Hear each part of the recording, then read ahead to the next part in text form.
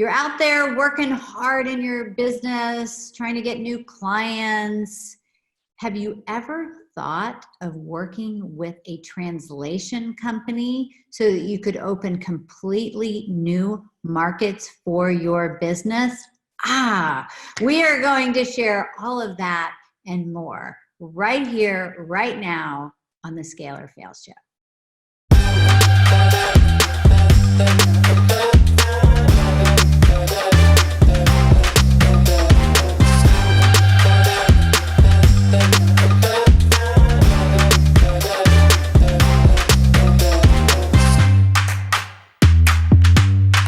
Welcome to the Scale or Fail Show. I'm your host, Allison Maslan. I'm also a serial entrepreneur, a business growth mentor. I love business, and I love helping business owners just like you break through to great new heights. And that's why I have unbelievable business experts right here on the show so that we can open the door to a whole new world for you. And today, this is definitely going to open a whole new world for you to think of business in a different way.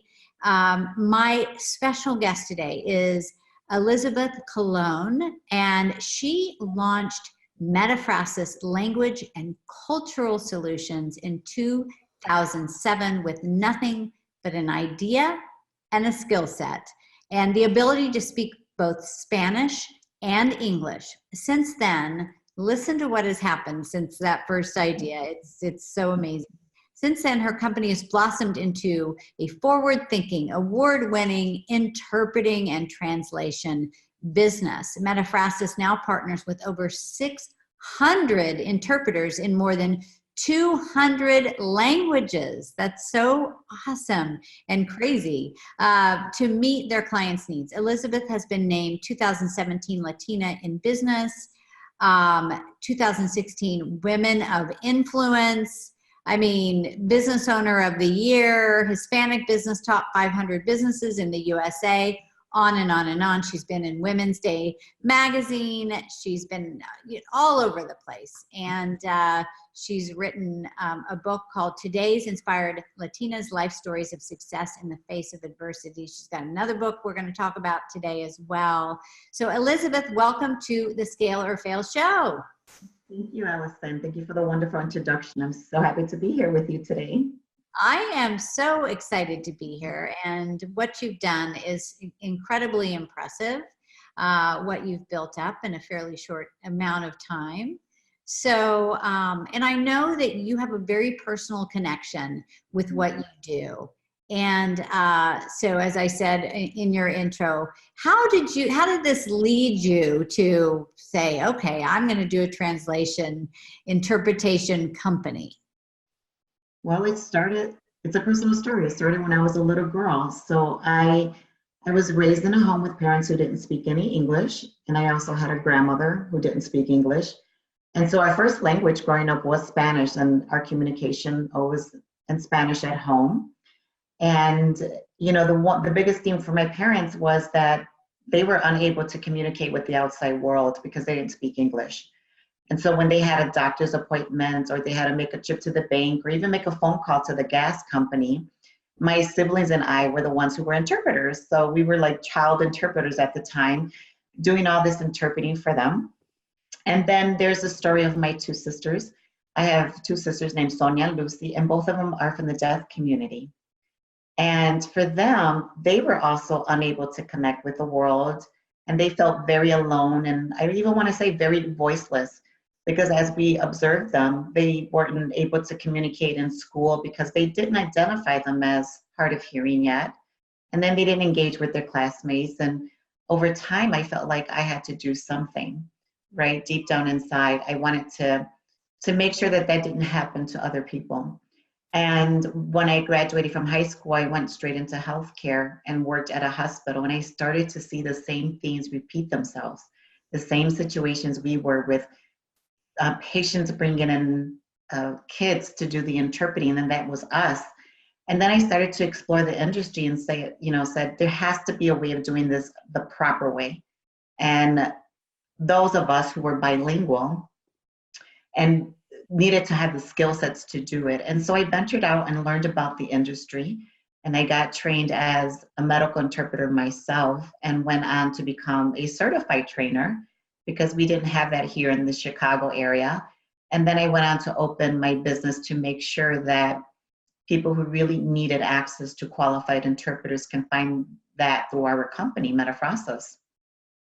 Wow. And that's how it all started. That's quite a story. I Yeah. can imagine, well, that probably felt like a lot of responsibility for you between your parents and your sisters. Absolutely. Wow. So it was almost like this was like you were born into this career, literally. And so that all obviously shaped the direction that you're in. Yeah. And so what do you, when you look back at that and where you are now, did you have any idea, like, did you have a vision for where you are now? No, I didn't even think that initially, that this experience would actually shape my future. My ideal job was a nurse because that's actually what I went to school to study. But I never thought in a million years that the story and the journey that I experienced growing up would actually lead me to want to advocate for language access, to provide a voice for the voiceless, right? And make sure that everyone deserves to be understood, right? It's important at one level, either being seen or it being heard or just being touched. We want to be heard and understood all the time. Oh yeah. I mean, that creates all kinds of issues, right? If people aren't being heard. And what I love though is that you've really tapped into, it's almost, it's like the what you've been born to do, and you're naturally good at it. And I think a lot of times people in business don't pay attention to that. Like there is this inner calling, but they're not really seeing the value in that. And you did, and you embraced it and turned it into a successful company. So I think that's awesome.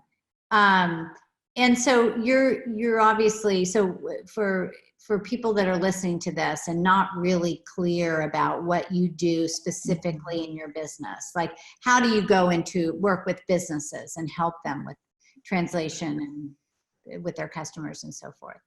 So normally clients come to us when they have a problem, just like with many businesses, right? And they have a need because they have a client coming from another country, or there's an employee that needs training, but they don't speak the language, or it's a hospital who is seeing an increase in languages spoken within their organization, and they have to meet those language needs.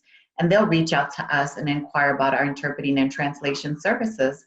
And we have a conversation with them and we try to figure out sort of what services they need, because we have a variety of modalities for interpreting. We offer on-site interpreting, we offer telephonic, and we offer video remote.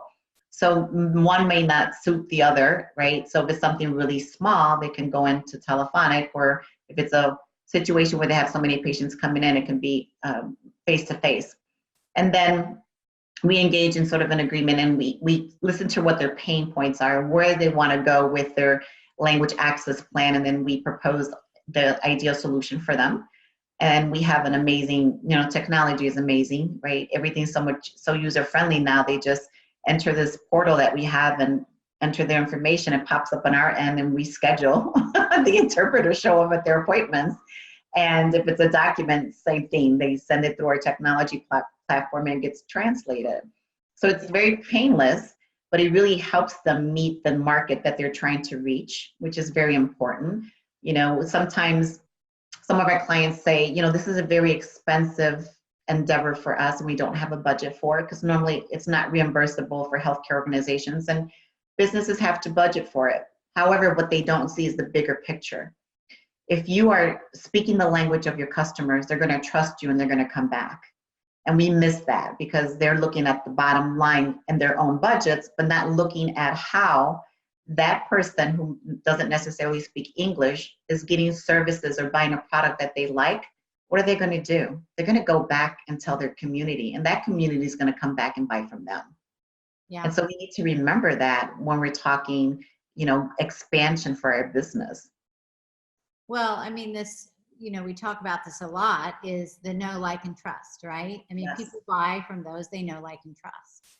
Right. And Right. there is my guess is a lot of industries and business owners that are listening to this right now, you probably have a market that you are not tapping into that is interested in your product or service. So this, you know, I think sometimes we say, well, I don't speak that language, therefore I can't do that. But, you know, this is what you do, because so you can open all kinds of opportunities.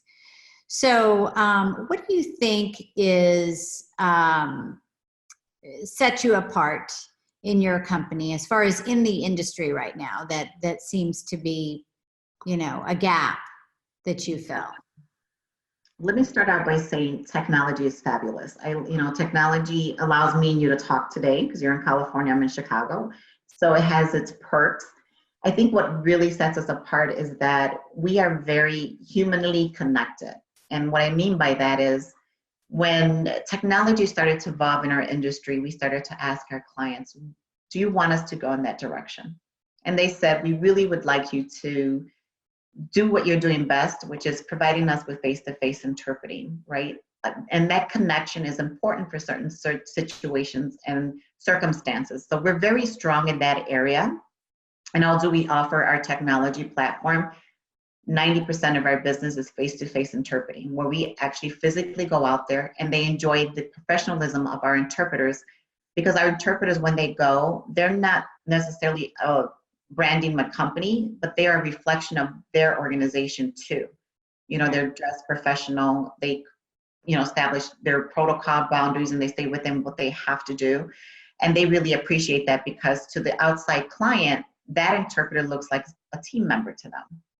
And then the other part of it is our response time.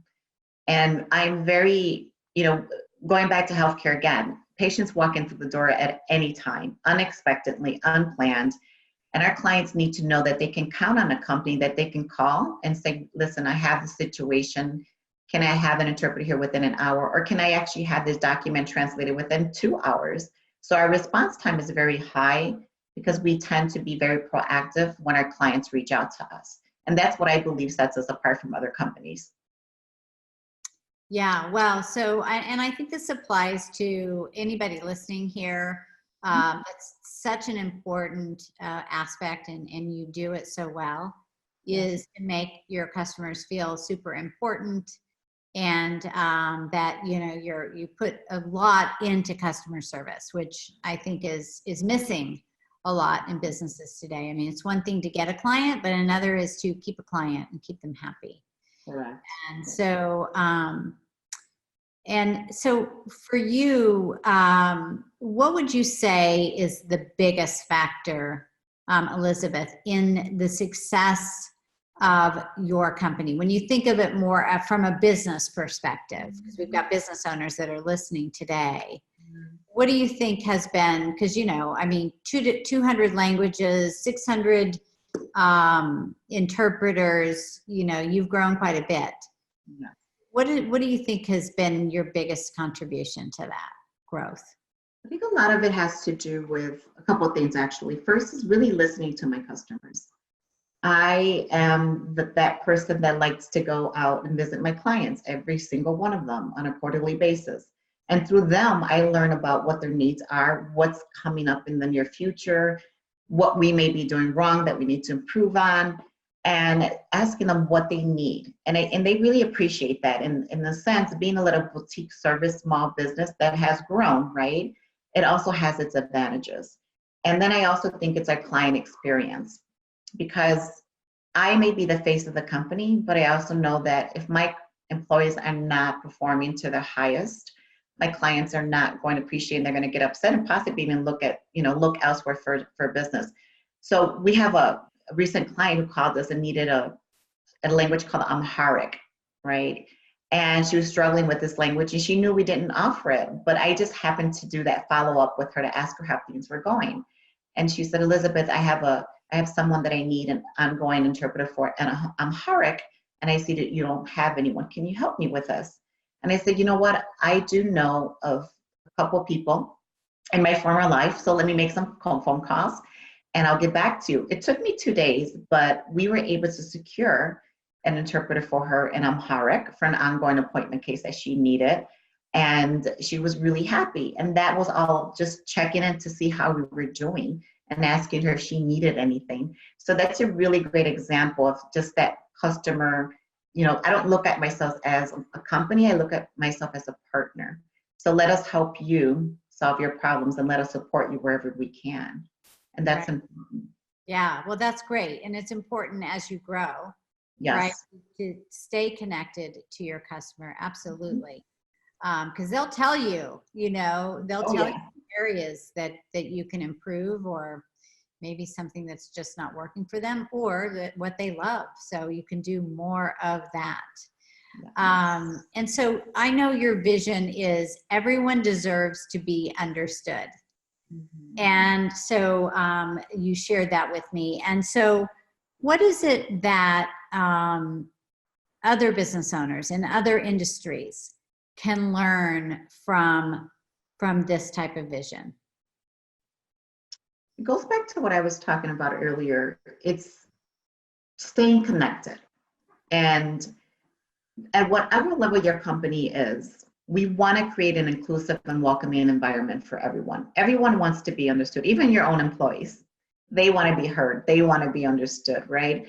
And so it's really important to let's not forget that. We live during a time where everything is so fast paced, and we don't take a step back to just see what's happening on our right and what's happening on the left.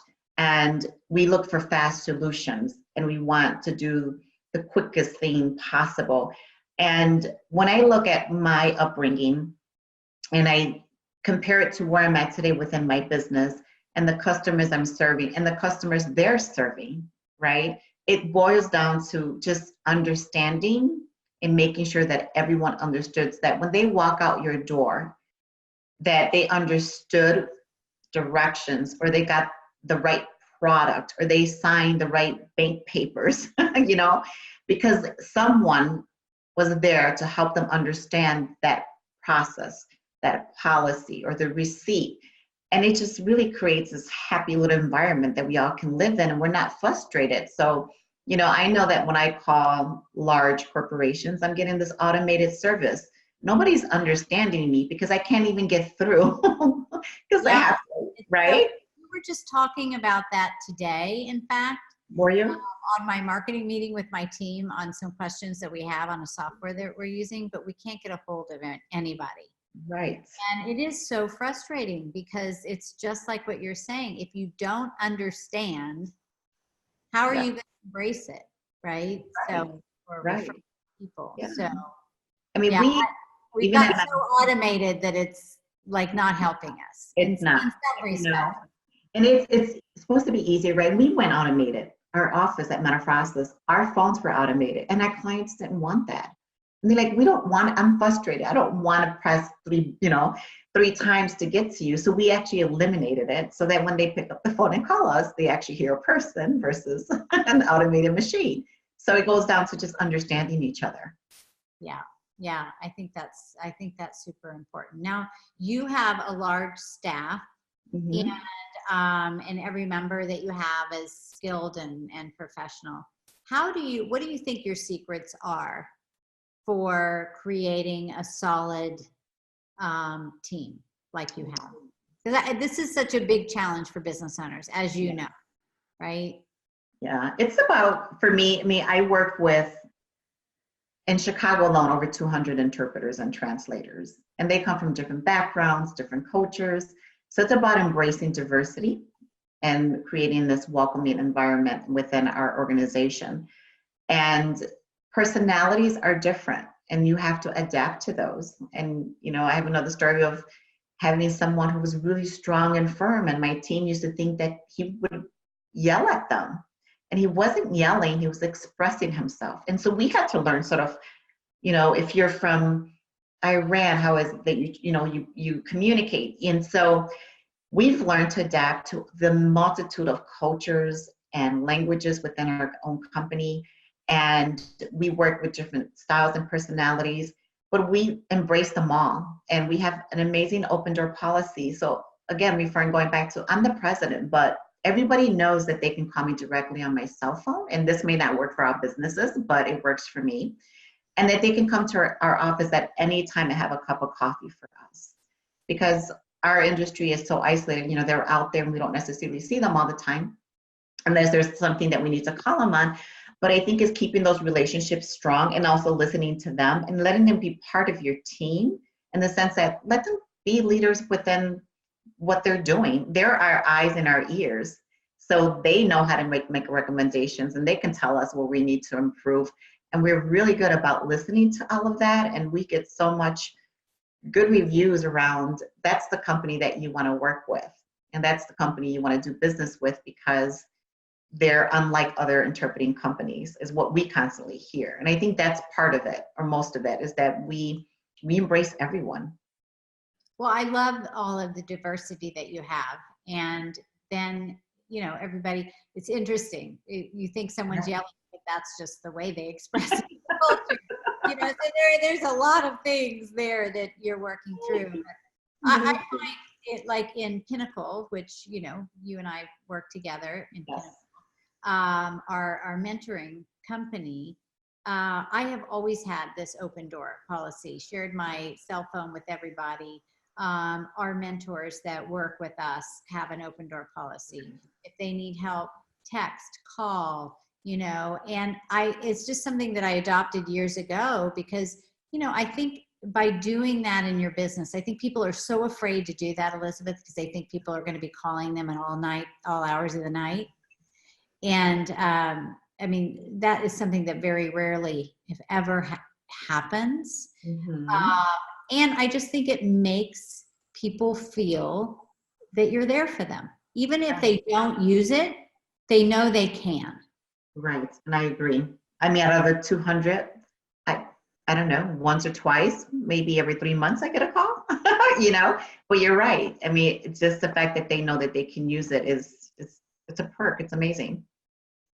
Yeah. And so, what do you feel like now so that's on the client side. So employee side with that personalized support, you know, is that something you feel like you carry through both on the client side and on the employee side? I do. And you know, with my employees, I have a lot of young employees that work for me. And we do a lot of mentoring with them. And it's at the end, it's sad sometimes they move on, right? Because we sometimes cannot compete with the large corporations, and we understand that. But creating leaders among them is also really fascinating because they appreciate that working in an environment like ours, that we also tend to listen to them. And when we have a problem, we actually let them own it and we let them come up with a solution. Right? So that they can be outside of the box thinkers and not think that we just hired them for that one specific job. And they have fun with it. And they bring it to the table very excited when they have a solution to a problem or that we involve them, you know. And I always tell them, I'm not growing because of me, I'm growing because of you. And because of you, I want you to be part of the solution as well whenever we have those situations. And I think they appreciate hearing that too. Yeah, I do feel like this millennial generation is definitely more about feeling like they're making a difference. Yes. You know, so the fact that I love that what you said as far as having them own the project, or feeling instead of they're just thrown tasks. Right. It's definitely a different generation, right? Where it used to be this idea of, you know, here's your task, this is what you have to do, and put your whole heart into it. And it's, you know, that's not really motivating people. No, it's not. It isn't. I would agree. Yeah. So what is your secret for, do you feel like keeping your staff? Do you have staff that's your team been with you for a long time? Do you feel that you're having people come and go? What do you think is, you know, how would you rate your company in that respect? Yeah, my oldest employee has been with me since 2010, and then someone has been with me for 4 years. It's a combination. Flexibility. I think flexibility is important for a lot of people nowadays, especially if you're a parent. And we are in a place right now that we can take our little phones home and work from home. So being flexible and saying, can I work from home because my child is sick? Can I have flexible hours because I need to go to school? And, we actually have that situation right now where we have one of the employees who goes to school. Each semester, her schedule changes. And so we work around that. So we adapt the hours to the office and the people and certain hours, and everyone's really comfortable and okay with that. I have a mom who wants to work only part-time, so she went to 30 hours. And she says, if I have to commit to working extra hours once I get home and pick up my daughter, then I'll go ahead and do that. So I think that flexibility is really, really key. And for me, the flexibility is important to me because I was a single mom at one time, and my boss allowed me to actually bring up my playpen to work because I didn't have access to a babysitter, and I gave her 125% of myself because there was one less thing that I had to worry about. So not that, I knew I was going to have a business at the time, but I said if I ever found myself in that situation, employees need the flexibility, that's what we would do, right? And so we have a very laid back environment. We, dress very casual, but when we have clients come in, we dress, we change, and we have fun. We have lunch together. We have coffees in the morning. We celebrate birthdays. We do the escape room on a Friday night. And so we try to not make it all about work. And it's, we have a very nice office setup where there's a TV and a big kitchen. So it's like an apartment. And it's just a really great feeling for them to have to come to work and not see it as cubicles everywhere or locked up in one little small office by themselves. We're very team oriented. We kind of all stay together. And so I think that makes for a great place. Yeah. Oh, there's so much that you said there that is really powerful. On the flexibility, because when you're thinking of keeping employees happy, a lot of times people think it's just give them more money, which Right. Of course they like that. But I don't think that that's always what keeps people. In fact, they've done studies that it's not. And I bet that the mom that your one employee that you give that flexibility based on her hours or different things that are going on in her life, that helps her to carry on with her life, right? And so the value that brings to the employment, I tell clients all the time, just be flexible. Like there isn't just one way, and it always comes back to you in spades. It does. And the fact that we are like that, like summer's coming up, everybody wants to go on vacation. So we're all plugging in these dates and can you cover? And even myself, it's not what I normally do, but because we are going to have a couple people out of the office, I will be covering the phones, right? I don't do it every day, and it's okay because that allows them to have the free time to go back home and visit with family. So as long as we remain as a team and we work towards being team players and meeting the same goals, really doesn't matter if they do it from home or they do it from the office, because they're giving me 125%, if not more, as a result of it.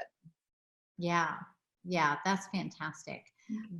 And then, as we kind of come to a close here in a few minutes, do you have some tips for business owners? I mean, you've done a great job of scaling from this idea to this awesome business, to a growing enterprise with Metaphrasis.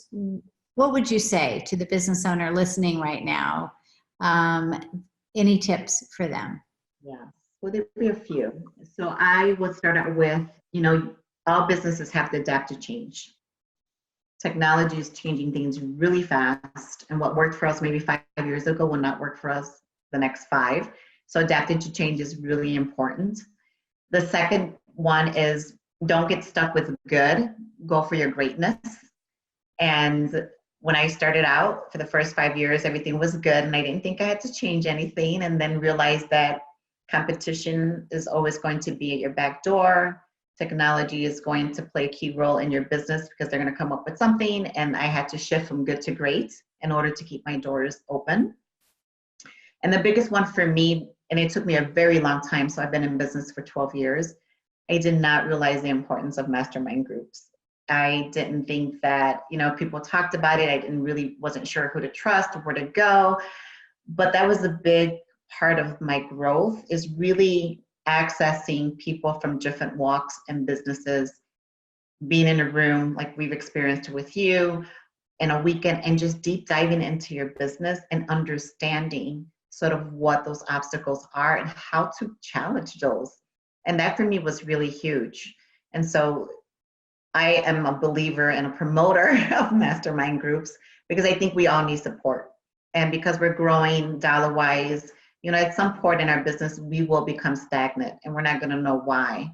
But if you prepare for that and find the right group of people to be around to help you, you can elevate and get to the next level when you need to be. So those are my 3 suggestions. Yeah, For any business person.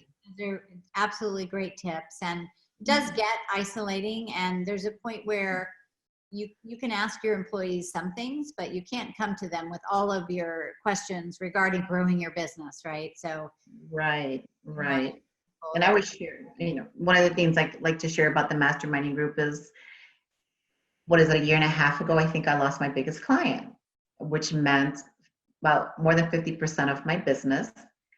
And had I not had the mastermind through Pinnacle, I wouldn't have looked at it as a lesson of opportunity. I would have looked at it as a disaster. And for me, being able to find the difference between those 2 things, lesson of opportunity, what did I learn here that I'm not going to do the same again, versus this was a disaster. Maybe my business would have closed because I would have been so disappointed. I thought that I failed at it, but it wasn't nothing like that. It was the time to evolve again and rebrand who I was and my messaging. And that to me meant, I can't even put a dollar amount on that one, but it was just so beautiful.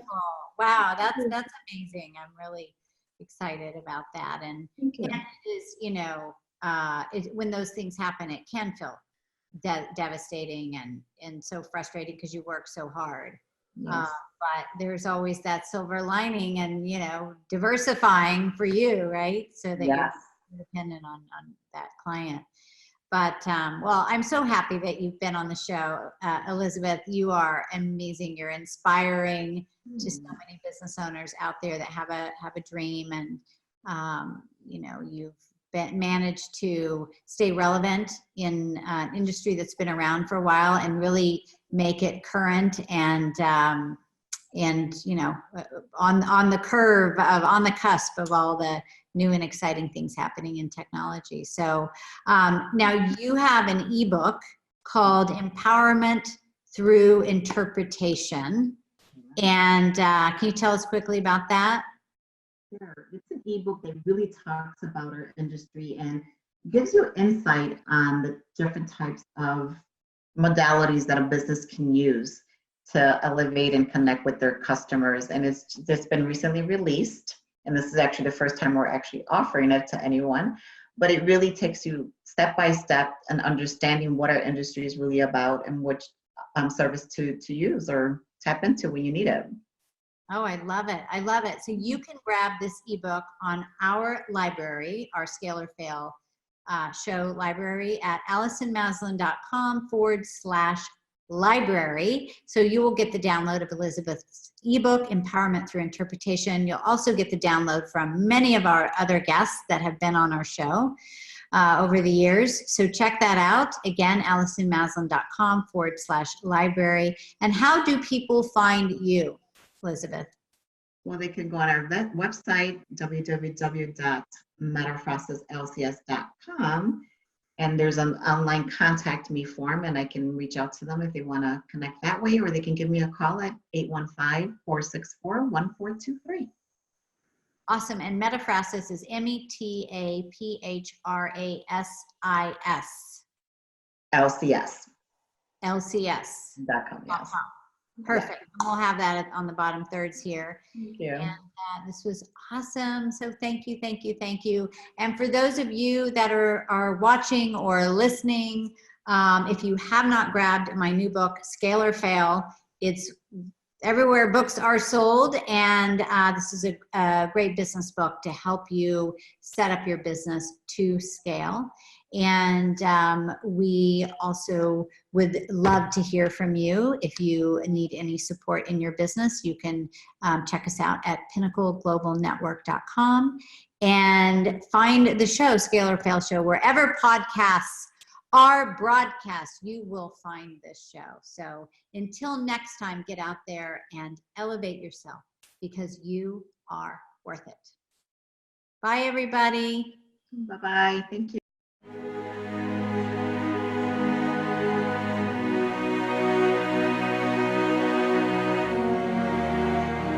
People always talk about they want to be part of 7-figure companies.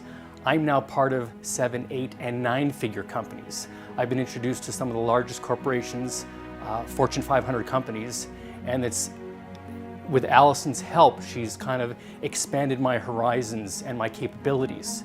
And I think that's the most important thing, where she expands, she makes you know what you can do and be successful at that. Being with Allison and being able to learn who to hire and why to hire and how to develop a passionate, creative, inspired team was really, really important for me, because I needed to shift some energy in my business. And I feel like with her help, I've really done that. Pinnacle helped me grow my company to where at this point, a year ago, I made $1 million more than I did at this point last year. So I really wanted to break that ceiling. I've hit that ceiling for several years in a row, and Pinnacle has helped me do that by implementing the thought. It's actually just a thought process, and how you view your company and how you view what you're doing. I think a lot of us entrepreneurs are hard on ourselves and are hard on our companies, when it's not that. We shouldn't be that way. So I think it's just looking at things a little bit differently, putting into practice the systems that she teaches us. For example, if you want an example, putting people in place to where I want my business to be at in 2-3 years. So I've got people right now in place, and it's wild. It's just like all the work is coming in, and we're in place, and we're not stressed out. And it's just amazing. It's just an amazing place to be. What I love most about being in the Pinnacle is constant access to support. So whether it be my mastermind group or the recorded resources that Allison has produced for us, or the constantly cutting edge information that's coming to us on social media, Facebook ads, how to conduct webinars, I mean, you name it, we have a resource for it. So since joining Pinnacle, we've added 12 new positions to the company. We've increased revenue about 43%. We've increased profit by 111% this year. More importantly, I've gotten out of some roles that I was in, like QA manager, and some of the marketing things that I was doing are now outsourced, or not outsourced, insourced to a team member. And I've really focused in on running the business instead of letting it run me. Coaching opportunities out there, and a lot of times I'm a little bit suspicious. It's a kind of a sales job, you know, are they in it for themselves, are they in it for me? And at no time have I ever felt with Pinnacle that my best interest was not #1 priority. And it's truly an organization, and not just Allison and the coaches, but everyone there. It's coming from a place of giving and working for mutual benefit, a lot of sharing going on, and that's a great team to work with. Right off the bat, I laid a foundation for my coaching practice, and I increased my prices, and within 1 week I had signed 2 high-paying clients that had basically paid for my coaching program with Allison. And since then, my income has doubled every single month. It's been tremendous, but being a part of the community has been the greatest asset. I've been so fortunate and blessed to befriend so many other amazing entrepreneurs who I learn from on a regular basis, who always have my back, like-minded people that I surround myself with, and the environment is so positive. I just cannot speak highly enough of it, and I am always compelled to share it with everyone I know. I feel it is the biggest gift to introduce and share this opportunity to connect with this kind of community with everybody that I know.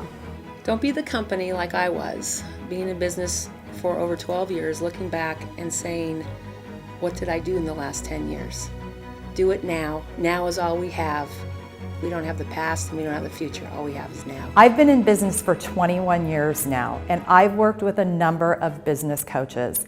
And I watched Allison for 4 years and the results that her clients had when they worked with her. And I finally decided this is the next coach that I'm gonna hire, because she is the real deal.